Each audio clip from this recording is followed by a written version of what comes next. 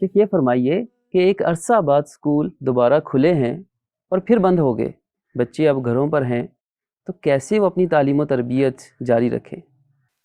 آپ کو پتہ، سب سے پہلا تو میرا اعتراض اس پہ ہے کہ تعلیم و تربیت نہیں کہنا چاہیے، تربیت اور تعلیم کہنا چاہیے۔ شیخ وہ کیوں؟ دیکھیے، تربیت ضروری ہے، تعلیم اس کا حصہ ہے۔ جی، تربیت تعلیم کا حصہ نہیں ہے، تعلیم تربیت کا حصہ ہے۔ تو پہلا تو میرا اعتراض آپ کے سوال پہ یہ ہو گیا۔ اب آ جائیں کہ کیسے کریں۔ میں آپ کو اس کا شارٹ کٹ بتا دوں۔ جی ضرور۔ سب سے شارٹ کٹ، والدین خوش ہونا چاہیے۔ بالکل جی۔